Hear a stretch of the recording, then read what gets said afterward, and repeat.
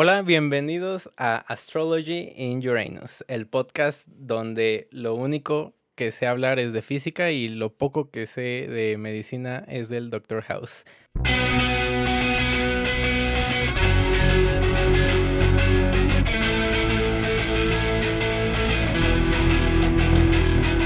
Ciencia,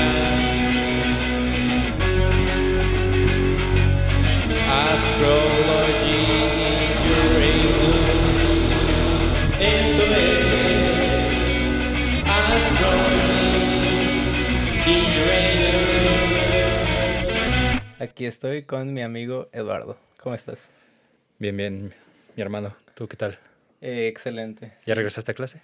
Sí, llevo 2 semanas, casi, bueno, ya 3 semanas con esta y está duro. Como te venía comentando, ahora llevo las clases que más me interesan y son las clases que uno busca. Cuando uno inicia la carrera de física, pues muchos se pueden decepcionar porque buscan astrofísica, cuántica, relatividad de lleno y no, tienes que empezar con planos inclinados. Planos inclinados, poleas, vectores. Exacto, todo eso. Y bueno, el tratamiento matemático es importantísimo, llevarlo lo más básico. Yo tuve la suerte de que en los cálculos llevé las materias con una matemática y sí estuvo rudo. Y pues todas las demás materias pues son pura física. Entonces por eso no sé nada de otras materias como medicina. Fíjate que en la facultad de Nuevo León ahí los físicos sí llevan química y biología. Sí, pero aquí en San Luis es muy estrecho.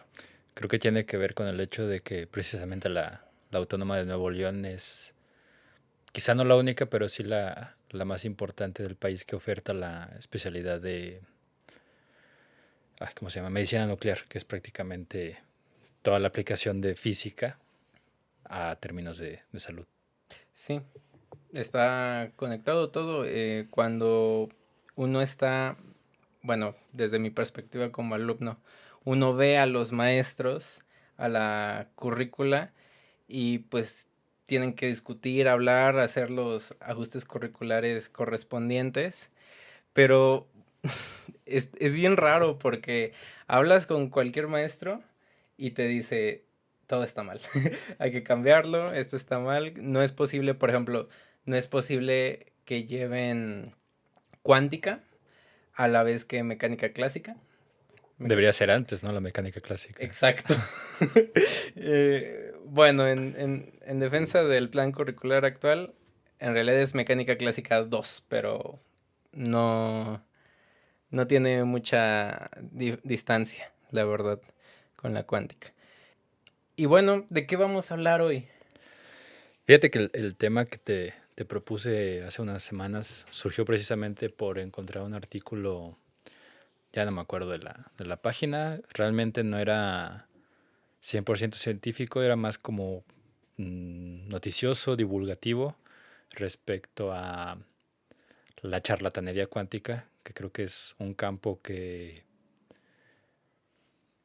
debería de unir el rubro físico con el rubro de atención de la salud, y, entre otras cosas, pero se suele sobreexplotar ah, para tomar ventaja de la ignorancia de mucha gente, incluso los propios involucrados en los servicios que se ofrecen, y que también creo que como sociedad hemos pecado de, si se pudiera decir, prostituir el término cuántica. O sea, queremos que algo luzca bonito, entonces le agregamos el término cuántico, y entonces ya luce cool, luce científico, luce profundo, misterioso y elevado.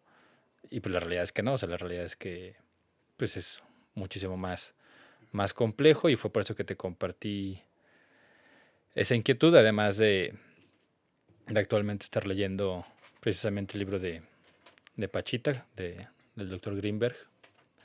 Para quienes no sepan su historia, googleenla, no la vamos a platicar aquí. Sí, justo es lo que estaba pensando. No vamos a, digamos, exponer, exaltar estas pseudociencias, pero sí me gustaría revisarlas desde una postura crítica. Evidentemente hemos tratado de hacer esto en los últimos capítulos, pero en este en particular nos vamos a centrar en nuestro gusto por la filosofía. Y claro, a partir de nuestros dos campos, que es la física y la medicina, para combatir estas pseudociencias. Sobre todo porque pues, realmente las premisas que usan, pues de entrada no están mal. O sea, se podrían considerar muy válidas. Claro, la curiosidad. Exacto, la curiosidad está bien, la premisa, o sea, la idea de hacia dónde quiero partir es, ok, va, o sea, sí creo que sí podemos investigar mucho sobre esa línea. El cómo lo hacen y a dónde llegan sí es lo muy cuestionable. Sí, lo que comparto mucho con ellos, bueno, lo vamos a platicar con más profundidad, es, digamos, cobrarle sentido a todo. Utilizar las herramientas, los conocimientos, los diversos campos y hacer conexiones que, puede que sean difíciles de comprender si no eres un especialista en el sentido transversal, ¿no? Porque actualmente vivimos en una sociedad de hiperespecialización y dentro de la ciencia más, ¿has escuchado o has leído acerca de la crisis de los premios Nobel? Después de que reciben un premio Nobel, empiezan a decir tonterías, de otros campos de la ciencia. Sí, se podría, pues no justificar, pero sí explicar de que una vez que reciben el laurel y son condecorados, caen en una posición de ahora todo el mundo me va a preguntar no solo sobre mi tema, no solo sobre mi área, me va a preguntar sobre todo, porque tengo un premio Nobel. Nada más por eso. Y entonces es muy fácil caer en esa vanagloria de, pues, si la gente me pregunta es porque sé de todo. Creo que aquí pues, se debería de tener la suficiente humildad intelectual de que todo científico debe de tener. De, ok, conozco mucho sobre algo, pero ese conocer mucho sobre algo me ha llevado a descubrir que también desconozco mucho sobre otras muchas cosas. Sí, claro. Por ejemplo, uno como físico, justo esta semana un profe nos hizo unas explicaciones de mecánica clásica y haz de cuenta que 30 minutos después habíamos visto un gran resumen de 4 problemas. Y esos 4 problemas, o sea, fue como una gran revelación.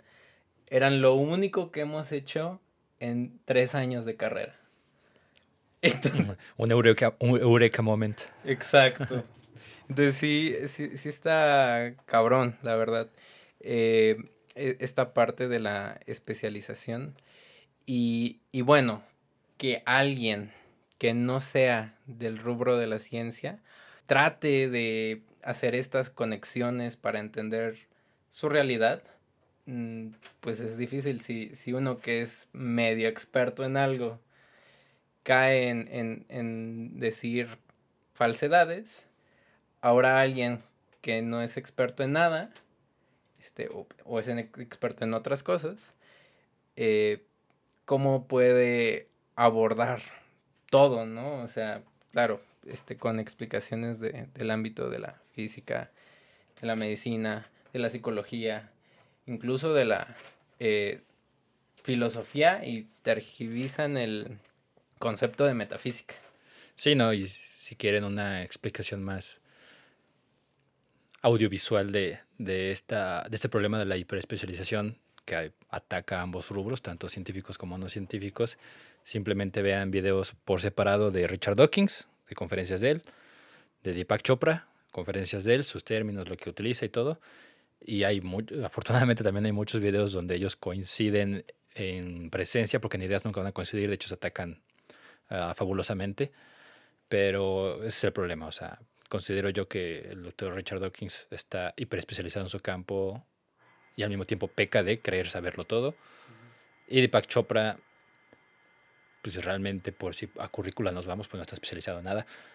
Y el peligro ahí es que entonces él cree saber de todo y él sí es de los principales, si lo queremos ver como charlatanes cuánticos, de sobreexplotar este término. O sea, él prácticamente yo creo que hasta para ir al baño considera que su orina es cuántica y pues ahí hay muchos peligros.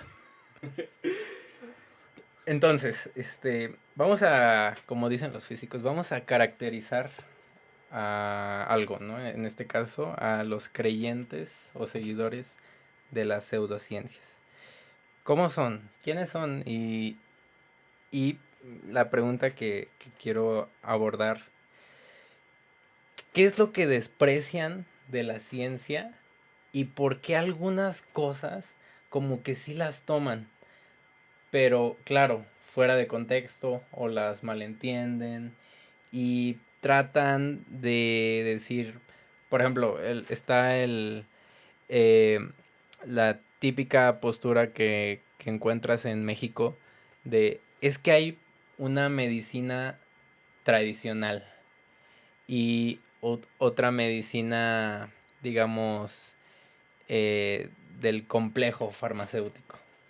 ¿Cómo, cómo es que algunos conceptos de la medicina moderna caen en, y bueno, y de la física y de la ciencia caen en la medicina tradicional y se aprovechan de eso? Que claro, sí existe ciertas prácticas de ciertos ritos que sí tienen un origen de la tradición, ¿no? De la tradición de pueblos originarios.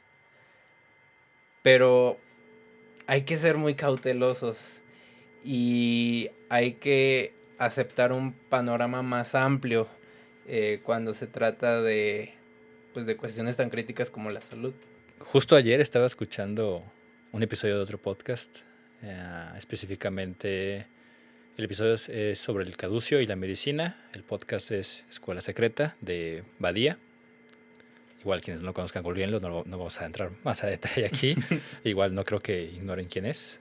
Todo el mundo aquí, al menos en nuestro país, ubica como mínimo el podcast de Leyendas Legendarias. Pues saben quién es Badía. A lo que voy es que en ese episodio él logra exponer de manera muy clara, muy concisa y muy a su estilo cómo realmente esta medicina tradicional y la medicina moderna pues realmente surgieron del mismo lugar, por así decirlo, y precisamente pues de aquí el símbolo del caducio, que incluso ahí la explica ahí la pequeña confusión histórica que existe. De una cosa es el asclepio y otra cosa es el caducio, o caduceo, depende cómo se pronuncie. Entonces, precisamente a partir de estas confusiones y también del contexto en el que hablemos, se puede o no tomar más partido por una u otra clase de medicina. Y que también hay que evaluar cuándo sí y cuándo no. O sea, por ejemplo, aquí en México, que somos un país con un predominante pensamiento mágico-religioso en la muy amplia mayoría de la población, no que esto esté mal, pero con los sesgos cognitivos que esto implica, te va a orientar hacia una u otra decisión en cuanto a cómo llevar tu vida y precisamente qué clase de atención buscar, qué si aceptas, qué no aceptas, etcétera. En cambio, por ejemplo, el modelo estadounidense, que es un modelo muy capitalista, muy farmacéutico y glorificando la atención privada de la salud, pues ahí sí pensar que, no sé, te torces un tobillo y vas a ir a que te soben, pues prácticamente imposible. Pero lo que voy es, o sea, no es caer en absolutos. Por ejemplo, tienes un resfriado muy sencillo, muy común, son una típica gripa. Es necesario que vayas a consulta con el especialista, el infectólogo mega recontra especializado y experto en virus de vías aéreas superiores. Pues muy probablemente no. Así como tampoco va a ser necesario que tomes la medicina de última generación porque pues es la que están probando ahorita y es la que más están cobrando, etcétera, etcétera. Todos los motivos que puede haber detrás de la Big Pharma, pues realmente tampoco. Ahora que si te tomas un té de manzanilla y un caldo de pollo, sobre todo si al té de manzanilla le echas miel, puede ser que te sientas mejor. La realidad es que sí. Y pues no por eso es que la medicina tradicional o la receta de la abuela sea mejor que la medicina farmacológica, poniendo un caso totalmente extremo, un cáncer resistente a tratamiento, y pues ahora tu opción es entrar a un ensayo clínico como un paciente ahí para ver si puedes llegar a responder a esa nueva opción terapéutica. Pues si eso lo comparas con ir a que te barran con un huevo, pues bueno, pueden ser escenarios muy, muy distintos, y cada quien hacerse responsable de qué es lo que quiere. Pero igual esto tampoco implica que la medicina farmacológica tiene que anular la medicina tradicional o ese conocimiento milenario que, pues, como les mencionaba al principio de este argumento, no tenemos que abandonar completamente, porque al final de cuentas de ese pensamiento surgió la alquimia, de la alquimia surgió la química, y de la química surgió la farmacología, etcétera, etcétera, y pues aquí estamos. Ahorita que mencionas lo del huevo, ahorita visualicé la medicina tradicional como con tres vertientes. Una fase moderna que adoptan los charlatanes, adoptan conceptos de la ciencia, y pues obviamente esto es reciente, por así decirlo. Al menos en física la palabra cuántica no lleva más de 120 años. Ok, bueno, pausa. Habrá gente que considere que 120 años es mucho tiempo. Para términos de física, no lo es tanto. Los conceptos no avanzan tan rápido. Exacto, exacto. Otra vertiente es, por ejemplo, lo del huevo, que son como prácticas que tienen, que no tienen un, digamos, ¿cómo dicen los médicos? Un fundamento, un sustento Eh, científico, una eh, evidencia. la causa, la reacción biológica, O sea, la es, relación causal no, o un agente, ¿o a qué te refieres? el mecanismo de acción, o sea, Ya, ya. que no tienen un mecanismo de Sí, acción realmente no, porque físico pues, o químico, para empezar, porque el huevo no está entrando a tu cuerpo, te lo pasan por encima. sino que todas estas prácticas provienen de ritos espirituales, religiosos, y en la última vertiente que ahorita visualicé, es que sí tienen un mecanismo de acción, pero que no se comprende del todo bien, nada más se ve como en promedio ciertos resultados de forma empírica, ¿no? A través de la tradición, como algunas cosas de la herbolaria. Sí, y que a final de cuentas también, o sea, pues volver a lo mismo, no atacar una u otra cosa, porque precisamente de la herbolaria, o sea, de las plantas, se obtienen muchos principios activos que luego por así decirlo, se simplifican o se llevan a mayor efectividad a través de métodos farmacológicos, etcétera, y pues de ahí obtienes un medicamento. O sea, si los principios activos no surgen de la nada, aquí pues surgió la penicilina, ¿no? La penicilina pues, salió de un hongo. O sea, sí surgió de una planta, pero ahora no por eso. Olvídense de tomar pastillas y todos tómense este hongo. No, o sea, tampoco va por ese lado. O sea, es simplemente entender, pues yo creo que como en todo, entender tu historia, entender tu origen, a respetarlo, y precisamente si sabes y respetas de dónde vienes, puedes dilucidar un poco hacia dónde quieres llegar, y pues, lograr más y mejores cosas. Sí, por eso mencioné estas tres vertientes de la medicina tradicional, porque justo como lo estás diciendo, o sea, si, eh, por ejemplo, creciste y tu abuelita, tus abuelos te hicieron lo del huevo, no es para despreciarlos o para insultar a gente. He visto a ingenieros, malditos ingenieros, despreciar de una forma horrenda este tipo de prácticas, nada más porque no tienen el mismo sistema de creencias que otro. Eh, entonces, lo menciono porque estas dos últimas vertientes, al menos hablo por mí, yo comprendo que vienen de una tradición y podemos reevaluarlas de otras formas, no necesariamente depreciándolas, sino como un rito. Por ejemplo, socialmente somos seres de ritos. Sí, ¿cómo se llama este filósofo? Byung-Chul Han, precisamente habla de cómo la muerte de los rituales en la sociedad moderna conlleva más problemas que soluciones. Y bueno, si a eso nos vamos a cuestiones arquetípicas como lo expuso Jung en algún momento, el hombre y sus símbolos, pues realmente no podemos y no debemos abandonar los ritos, son necesarios eh, para el propio crecimiento espiritual y por ende como persona. Pero bueno, eso podría ser un muy buen tema para otro capítulo. Exacto. Y sobre la vertiente de que tiene como una historia tradicional, pues hay que reconocerla como los orígenes de la ciencia moderna. Y también, esto será tema para otro capítulo, pero sí, es cierto que la ciencia, influenciada ya sea por otras cuestiones, ¿no? El capitalismo, etcétera, etcétera, eh, discrimina ciertas cosas de esta vertiente de la medicina tradicional, por ejemplo, y, y otras cosas como la filosofía las discrimina y no hace que el progreso científico se dé de manera adecuada.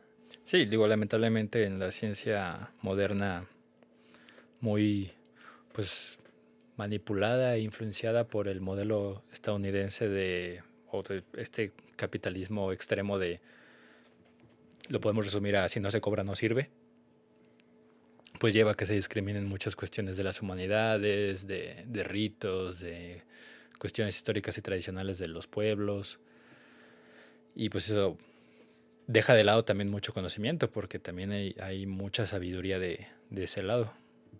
Exacto. Pero bueno, este capítulo nos vamos a centrar en la primera vertiente, que es pues la pseudociencia. Primero, ¿quiénes son estas personas que creen en la pseudociencia?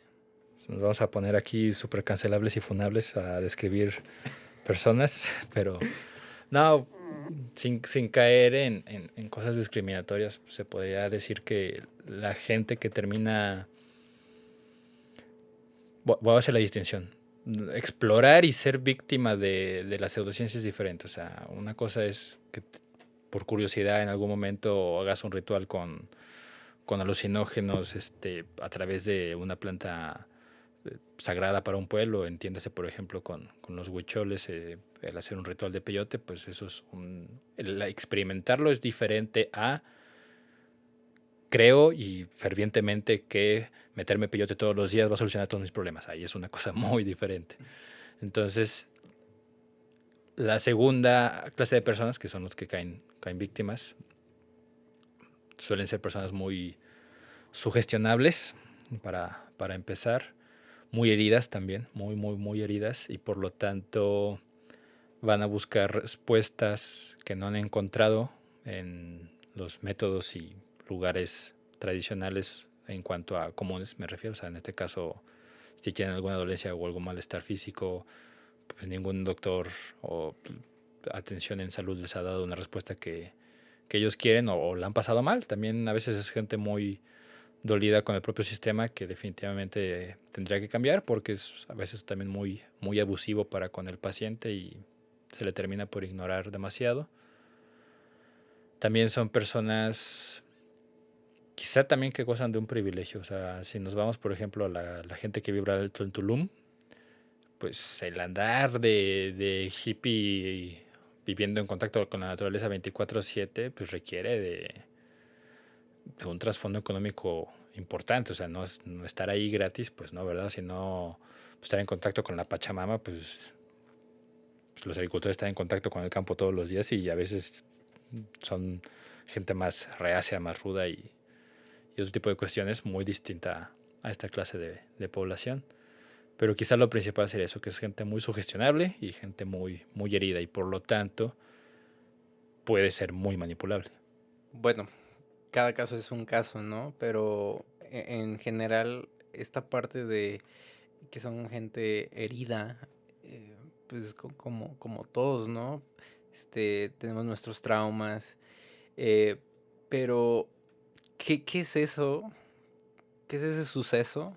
Si hay un suceso, o son varias cosas, o es un sistema donde atraviesan, donde caen en las pseudociencias. Eh, claro, cuando mencionas lo de eh, la parte del dolor, lo relaciono mucho con el dolor existencial. Sí, también. Darle un sentido a todo. Entonces, supongo, no sé si estarás de acuerdo conmigo, que suelen caer en las pseudociencias por lo mismo, que buscan una explicación de todo. Pero eso es algo muy natural en el ser humano, o sea, buscar explicaciones, las grandes dudas de la vida, de por qué estamos aquí, la vida tiene un sentido, no lo tiene, etcétera, pues lleva precisamente a esa construcción del conocimiento. El riesgo, o más bien la causa aquí quizá de caer en la pseudociencia es, la ciencia moderna no me lo pudo responder, entonces pues la ciencia moderna no sirve. Y es como de, ok, no te lo puedo responder ahorita, pero también hace 100 años muchas cosas que ahorita tienen unas respuestas muy claras, casi que hasta prácticamente inconscientes para nuestras generaciones, hace 100 años eran muchas dudas o ni siquiera se sabía de su existencia. Y pues hace 200, 300 y así nos podemos ir, pues muchísimo más. Pero es esa curiosidad la que no se tiene que abandonar, pero pues tampoco te tiene que llevar a discriminar a algo, a alguien o a grupos que piensen distinto a ti, al grado de querer sí se podría decir querer monopolizar la verdad. Entonces, la ciencia discrimina o monopoliza o se vuelve en una clase de círculo elitista. Sí, definitivamente también podríamos hablar de que el ser científico o pertenecer al grupo de algún gremio que se dedica a la ciencia implica definitivamente cierto privilegio y que también pues podemos caer en la descripción de que es gente mamadora, la realidad. Con todo esto, pues claro, no necesariamente por la parte mamadora, porque pueden haber gente mamadora como yo, que es mamadora, pero porque le disfruta pero que cae bien, o sea, compartir sus conocimientos. O sea, quizá ahí la definición no sería es mamador, sino es lo suficientemente ñoño como para tener un hiperfoco en lo que le está generando curiosidad ahorita en este momento y llegar a conclusiones muy, muy vastas, pero de eso a soy superior porque llegué a esas conclusiones y tú no pudiste, eso es otra cosa. Sí, definitivamente es otra cosa, pero más allá de estas descripciones individuales, pues claro, hay una gran desigualdad. ¿Cuánta gente aplica para medicina y cuánta gente se queda? Pues mira, en mi año, si mal no recuerdo, aplicaron 3,000 algo, no quiero mentir en la cifra, pero era algo así. Y específicamente a la carrera de medicina en mi generación entraron 145. Entonces, pues sí, verdad, o sea, no es ni siquiera ya lo bajaron, ¿no? un 10%. 120. Desconozco, la realidad es que desde que salí me desconecté un tanto de, pues no de la universidad en sí, sino como de estar enterado de estos parámetros de cuántos ingresan en el promedio, etcétera. Y por ejemplo, también en física hay mucho desconocimiento, claro, por todo lo que conlleva el sistema capitalista de producción, priorizan las ingenierías. En particular con física, las personas no están enteradas de qué es lo que hace un físico o qué puede hacer, a qué se puede dedicar. Y por lo mismo, muy pocas personas se les atraviesa estudiar física. Sí, pero ahí es un problema de divulgación mediática incluso, o sea... Sí, va de las dos partes. Pregúntale ahorita a un chavito de 15 años si quiere ser TikToker o quiere ser ingeniero. Que va a ser más probable que te conteste. Sí, va por las dos partes. La culpa también la tenemos los físicos, que no hacemos la mejor divulgación del mundo.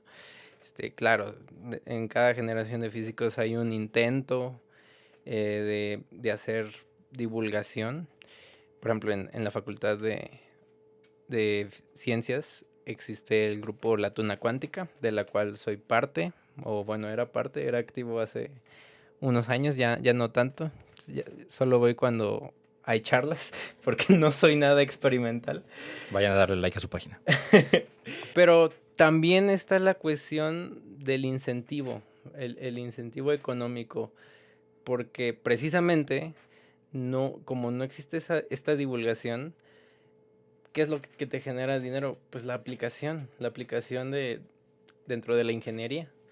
Que, No, que se puede encontrar un punto medio, o sea, digo, afortunadamente hemos coincidido en un espacio-tiempo donde tienes divulgadores científicos que ya podríamos considerar un tanto pues que llegaron al medio masivo. O sea, está Santa Olaya en España. Bueno, ya no vive en España, tengo entendido, creo que. de repente se viene acá, creo. Sí, eso es un nómada, pero es un gran divulgador. Hay otro canal, ayúdame a colocar el nombre, Quantum Fracture. Entonces estamos viendo pues, que es posible encontrar ese punto medio de divulgación a través de, pues sí, o sea, las plataformas digitales actuales, que podría ser el sueño o es a lo que más está expuesta la juventud hoy en día, pero pues a través de conocimiento, a través de ciencia y que pues se vale decirlo, o sea, y que pues, sea algo monetizable y por lo tanto pues te puede generar un sustento. Ahora, no por eso quiere decir que tú porque agarras un micrófono, abras una página de internet o abras un canal de YouTube te vas a volver millonario, tampoco. Entonces, haciendo esta breve descripción de la desigualdad que existe alrededor de la ciencia, las personas sienten que la ciencia está lejana, alejada, ¿no? De su, digamos, de su, de las explicaciones que quieren, como que no lo logran tocar, apreciar, y por eso eh, a las personas no les interesa la ciencia, o malinterpretan la ciencia. Pues aquí, por ejemplo, en nuestro país, más allá del predominio del pensamiento mágico religioso, también considero que los propios científicos, hablaré más específico de los médicos, porque es el gremio que más conozco debido a ser parte de él. Nosotros mismos hemos generado ese alejamiento al ser muy fríos. O sea, realmente, pues también es algo que el sistema perpetúa, lamentablemente. La consulta se vuelve muy fría, casi que una renovación de receta.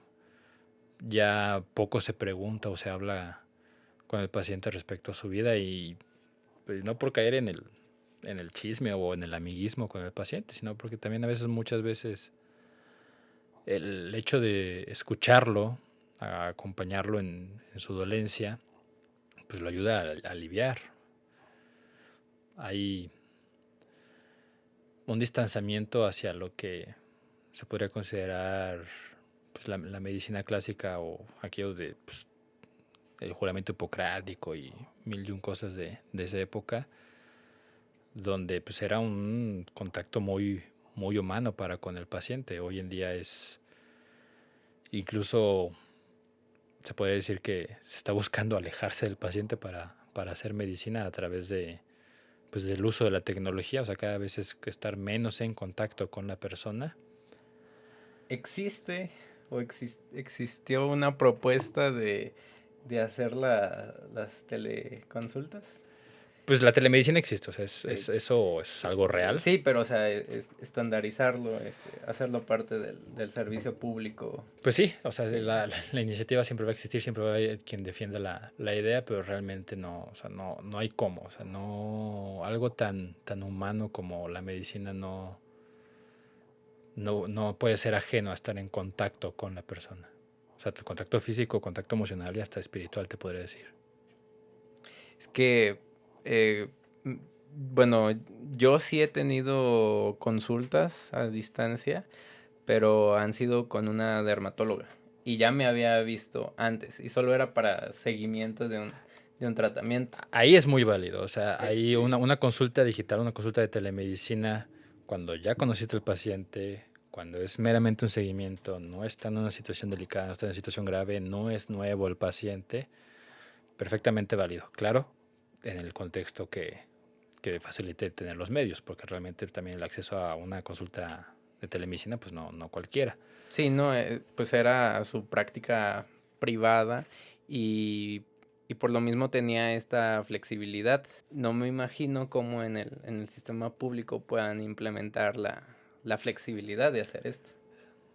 Suerte con hacer eso en un país con una muy mala red de telecomunicaciones y también con un sistema de salud totalmente saturado. Sí es prácticamente un milagro conseguir una cita física en el IMSS. No me quiero imaginar una de telemedicina. Pero bueno, entonces Bueno, perdón que te estamos... interrumpa, Ajá.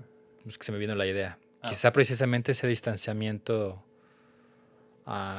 con la persona es lo que lleva a la gente a buscar otro tipo de ámbitos. Lo podemos llamar pseudociencia, por meramente no cumplir con un método científico, pero si tomas en cuenta que son escenarios donde sí están en contacto con la persona, sí hablan con ellos y pues, lo conocen mejor que el medio científico, ¿realmente podemos culpar a la persona de buscar esa alternativa? no, y las personas sienten que funciona porque a veces funciona. Hay toda una explicación, ¿no? De sugestión, de efecto placebo, que, que existe precisamente porque existe este trato. Claro, es otra discusión ver si ese trato surge de un chantaje, por así decirlo, Sí, de una de manipulación, sí. una manipulación, o pues si viene de una persona con un contexto que tiene su práctica, ¿no? De forma tradicional. Eh, Sí, heredado a través de generaciones y sí, generaciones y exacto, generaciones. exacto. Pero nos centramos en lo primero.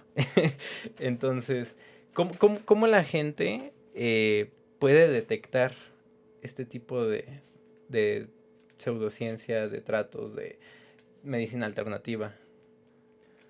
No recuerdo a quién le escuché o dónde leí la siguiente frase, pero creo que puede ilustrar muy bien esto que estás preguntando.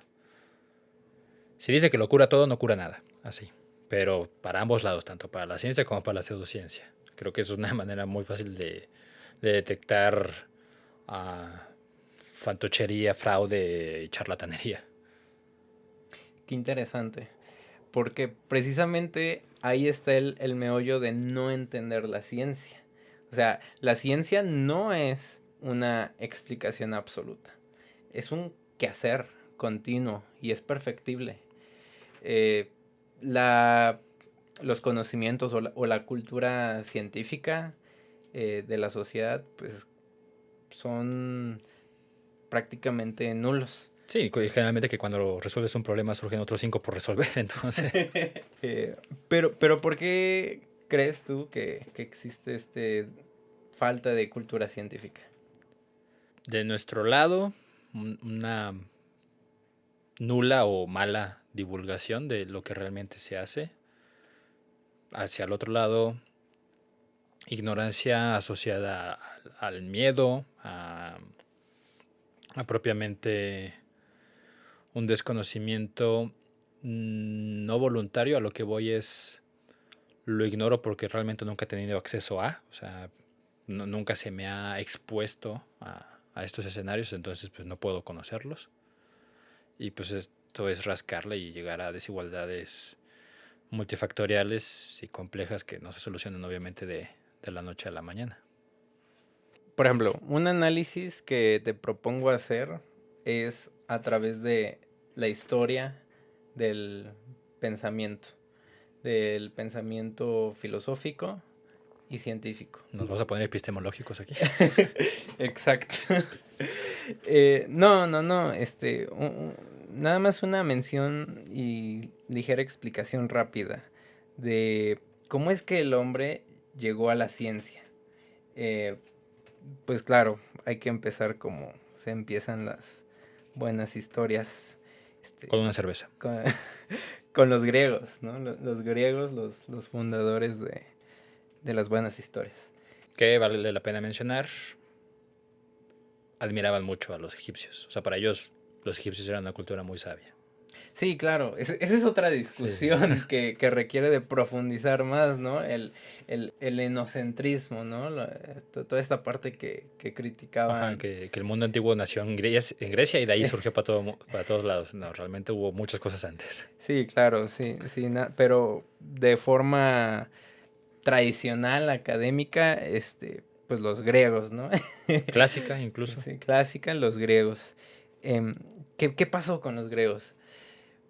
Pues claro, surgieron los primeros filósofos, supuestamente, los presocráticos, en estas regiones, cuando hubo un cambio. ¿Cuál es ese cambio?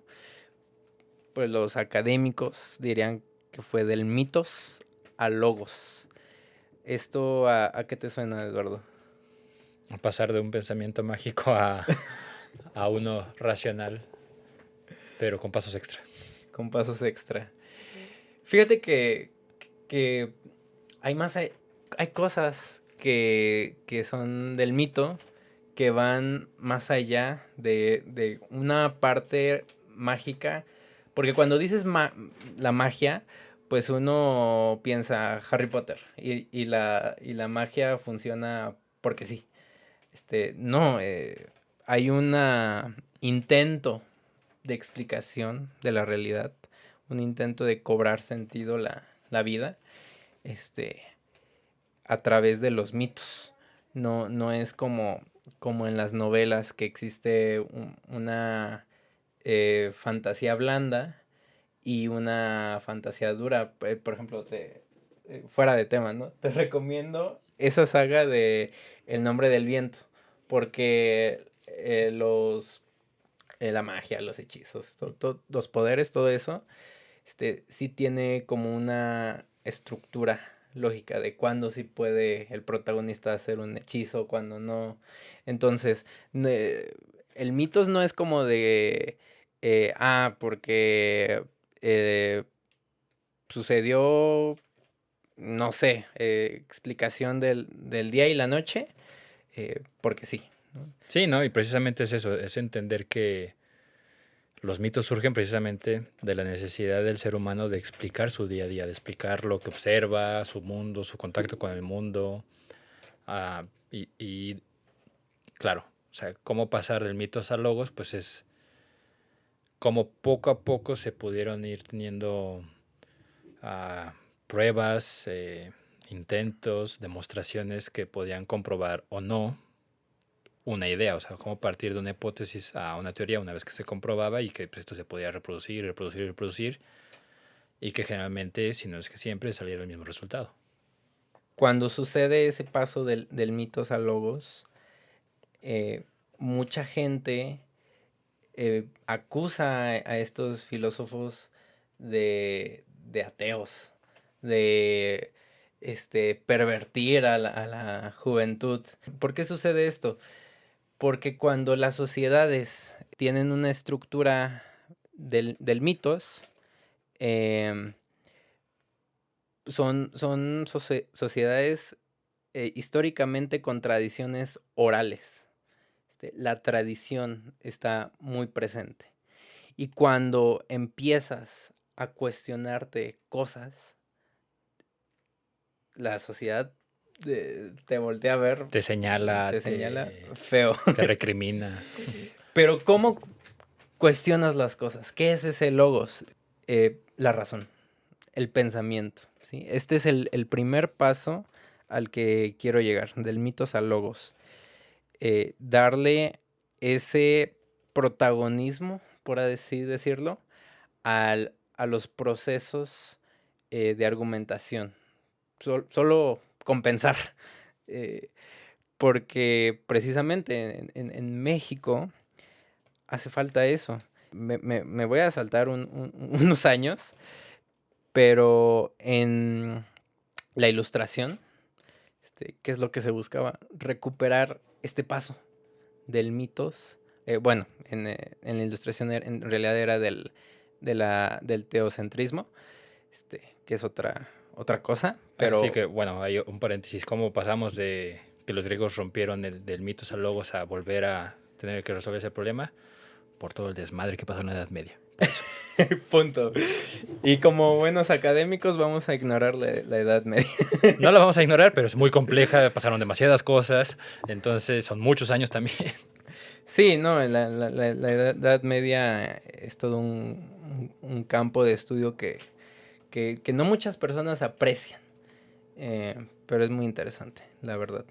De todas las vertientes de la filosofía, incluso de las ciencias, porque es claro, cómo se pasó de la Edad Media a la Ilustración, tuvo que haber algo. No, y sobre todo porque la gente cree que en la Edad Media no se hacía ciencia y es como de voltear a ver un poquito al mundo musulmán de la Edad Media y te vas a encontrar muchas cosas muy interesantes. Exacto. Pero bueno, a lo que quería llegar. En la Ilustración se quiso retomar este protagonismo del hombre, que es capaz de tener razón. No tener razón de que... De yo estoy bien, tú estás mal. yo estoy bien, tú estás mal, sino de hacer uso de la razón. O sea, la capacidad de cuestionarse algo. Exacto. Y esto sucedió en Europa. Pero, ¿qué pasaba acá bueno, en aquel entonces no era México, ¿Continente en el americano? continente americano, pues éramos una sociedad bueno, varias sociedades de pueblos originarios, y cuando llegaron a conquistarnos, nos evangelizaron, nos trataron como niños. Esa es una distinción interesante. A diferencia de lo que pasó con la gente de África, con los afrodescendientes, Genocidio, esclavitud. eh, a nosotros no nos trataron como esclavos, nos trataron como niños. Nos adoctrinaron, nos evangelizaron. Pero ¿cómo fue ese proceso de evangelización? ¿Acaso nos educaron, nos enseñaron todo lo mejor de ellos y todo lo mejor de sus propios procesos históricos? Pues claro que no. No, por la fuerza, saludos a la Santa Inquisición. Entonces, claro, uno podría decir que sí, efectivamente heredamos muchas cosas buenas y cosas malas. No, y también precisamente entender, por ejemplo, aquí el territorio mexicano, ¿quién vino a conquistarnos? España. España durante la Edad Media sufrió muchos cambios. La invasión musulmana, el dominio musulmán, la existencia de Al-Andalus y por lo tanto toda la influencia árabe en la cultura pues, que posteriormente llegaría a ser la española, y que eso fue lo que llegó a nosotros a conquistarnos. Y también entender que, a diferencia de otros países, en México no hubo un exterminio total de las razas indígenas, sino hubo quizá el mestizaje más grande que ha habido en la historia de la humanidad, y pues eso llevó a un sincretismo cultural impresionante. Y es precisamente ese sincretismo cultural donde nace lo nuestro, lo propio. Claro, sin negar el pasado de los pueblos originarios, pero lo nuestro, lo propio, dicen los filósofos de la liberación, es una copia de lo europeo, pero no necesariamente es una mala copia. Sí, no es una copia con una constante búsqueda de identidad. Exacto.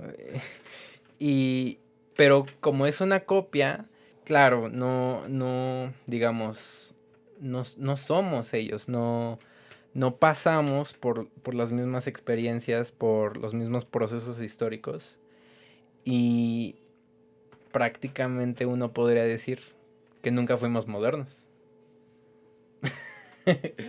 Qué interesante, ¿no? O sea, sí compartimos muchas cosas de la modernidad, pero paradójicamente no sufrimos ese proceso histórico. Sí, no digo no por nada. Hoy en día todavía el mexicano sufre mucho de este papel de soy víctima y y qué ojete el que me domina. Pero bueno, eso es otro tema para otro día. Entonces, regresando a... Bueno, ya acabamos este breve comentario de la importancia del uso de la razón. Regresando a los griegos. No el primer filósofo, pero sí el primer gran filósofo. Sócrates. Solo sé que no sé nada. Y que tanto así que hasta la propia existencia de Sócrates se pone en duda, porque pues, realmente todo lo que se sabe de él es a través de referencias de gente que lo conoció, que fue su aprendiz, etcétera. O sea, no hay nada que sea 100% escrito por Sócrates. Sí, todo se hace a través principalmente de Platón. Hay otros, pero por ejemplo, el más famoso de la muerte de Sócrates, los diálogos de Platón. Que, bueno, aquí vamos a asumir que tienen un contexto o un conocimiento superfluo de lo que hacía Sócrates, y de, bueno, no tanto de sus posturas, pero sí del método, ¿no? El método socrático. Pero, ¿para qué era el método socrático? Pues para que la gente cuestionara sus propias creencias. Entonces él decía, para conocer, primero hay que tener autoconocimiento. ¿Qué chingados es el El muy autoconocimiento? famoso Know Thyself. Exacto. Muy famoso y muy profundo y muy mal interpretado a veces. Entonces, ¿qué es eso del autoconocimiento?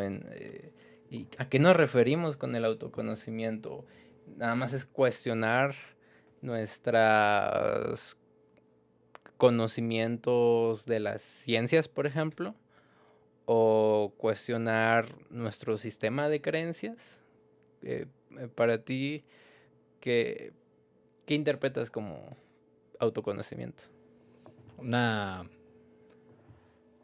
construcción constante. O sea, sí, porque si partes del cuestionar todo, hasta tu propia existencia, tus propias ideas, pues la única constante ahí va a ser el cambio. Entonces es una construcción y transformación continua, pero considero yo también satisfactoria. Y pues ese es precisamente mi entender del autoconocimiento.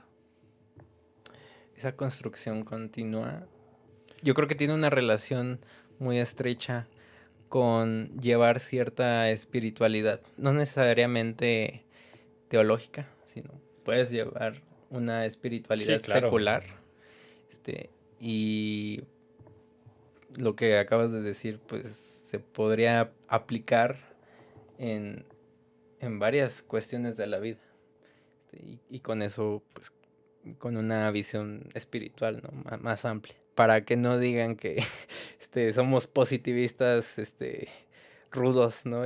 Atacando las pseudociencias, no, Sí, no, para nada, sobre todo porque también como lo establecería Gurdjieff en el siglo pasado, históricamente los caminos que se plantean para precisamente este autoconocimiento o son enteramente sobre lo físico, o son enteramente sobre lo emocional, o son enteramente sobre lo espiritual.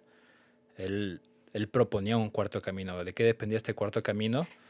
El precisamente entender que esas tres esferas son quizá incluso tanto indistinguibles porque no las puedes separar. O sea, al mismo tiempo eres cuerpo, al mismo tiempo eres emoción, al mismo tiempo eres espíritu. Entonces, si no construyes esos tres caminos, pues vas a abandonar una parte de. qué interesante. Yo creo que en otro capítulo hablaremos de espiritualidad, salud emocional y emociones. Porque todo eso, bueno, claro, aprenderé más de ti que tú de mí, pero Aprendemos juntos. aprendemos juntos. ¿A qué queríamos llegar con lo del autoconocimiento? Eh, pues que este viaje es muy rico, y el autoconocimiento implica una actitud crítica, ¿no? En la vida. No, y también entendiendo, o sea, volviendo a la figura de Sócrates, por tomar un ejemplo, entonces evidentemente no es la única. cuestionar, te va a llevar a ser señalado y por lo tanto puede representar un riesgo. Entiéndase, shot de cicuta con el cual Sócrates pues terminó por terminar su historia. Pero también es perder ese miedo, o sea, ese autoconocimiento también es entender que sí, esa construcción constante implica destrucción de aquello que eras para poder llegar a ser lo que quieres ser, y que no hay nada de malo en ello, o sea, no es trágico, no doloroso puede llegar a ser, pero no es un final, es un constante ciclo, el eterno retorno, o sea, donde crees que termina algo, está empezando algo más, y se repite y se repite, y es ese constante cambio. Muchas veces uno se le olvida que mientras haya vida hay posibilidad. En términos de un filósofo argentino del cual no comparto su postura liberal. Diego Armando Maradona. No, ¿cómo se llama? Santiago, ¿no te suena? Santiago. Bueno, en la descripción les pongo el nombre. Él dice, estamos perdidos, no hay libertad cuando adoptamos una postura terminal en vida. Cuando crees que tu mundo se acaba, que la vida se acaba, la vida pierde sentido. Claro, él era es un liberal que cree en la absoluta libertad de los individuos, pero yo sí me suscribo a este pensamiento de que hay posturas, no solo del individuo o espirituales, sino a grandes escalas como políticas, donde se dan a partir de una posición terminal, por así decirlo. Este es el fin de los tiempos, ¿no? Precisamente, bueno, esto será tema para otro podcast. Sí, yo creo que todos los años hay una teoría nueva sobre el fin del mundo y todas dicen que este año sí es el bueno. Este año sí se va toda la chinga. No, precisamente con lo mismo que dice él, con que me suscribo, lo critico a él porque tiene la postura de que el capitalismo ya es el sistema más perfecto, más óptimo, pero eso mismo es una postura terminal, ¿no? Sí, el capitalismo es porque no hay nada más allá. Exacto. Pero bueno, eso ya es para otra discusión. Entonces, pues cerrando, ¿no? ¿Quieres cerrar? Porque ya llevamos un buen rato y el tema de la cuántica y la medicina cuántica lo podríamos analizar, ya no tanto desde la filosofía y epistemología, sino de la física y la medicina en otro capítulo. Sí, precisamente lo podemos cerrar. Bueno, más bien, sí pensé que nos íbamos a extender, pero no pensé que... ¿Qué tanto? ¿Qué tanto? Exactamente. #TDA. Pero puede ser el primer capítulo de una muy buena saga. Creo que es un tema bastante amplio y enriquecedor. Para cerrar el día de hoy, pues creo que precisamente conocerte a ti mismo es el punto de partida para todos. O sea, ese autoconocimiento es el que tiene que ser el motor de vida, en el entendido de es precisamente ese el punto de origen que va a evitar que se tome una postura terminal ante cualquier situación. O sea, esa posibilidad de cambio constante, esa posibilidad de construcción, esa posibilidad de no hay miedo a la destrucción, algo se tiene que acabar para que algo empiece, tiene que haber destrucción para que haya creación. O sea, el entender que no hay nada de malo en eso y disfrutar ese camino. Exacto. Yo creo que, bueno, yo no tengo nada más que agregar, salvo que tus palabras son un muy buen cierre. Definitivamente no, como les decía, no fuimos los positivistas radicales, que discriminan, ¿no? Me gusta compartir estos espacios contigo precisamente porque una crítica a la pseudociencia podría ser algo muy banal y terminamos con ciertas conclusiones muy saludables, muy Sí, porque nutritivas. las críticas generalmente parten del, tu conocimiento no es válido porque no se puede comprobar. Y es como de, ok, ajá, ¿y? O sea, ¿qué hay más allá, qué hay detrás de eso? Pero pues precisamente ahí caemos en la paradoja de los Sith, pues, de Star Wars. Solo un Sith piensa en absolutos, pero al mismo tiempo esta premisa es un absoluto. Muy bien, entonces nos vemos en el siguiente capítulo. Chao.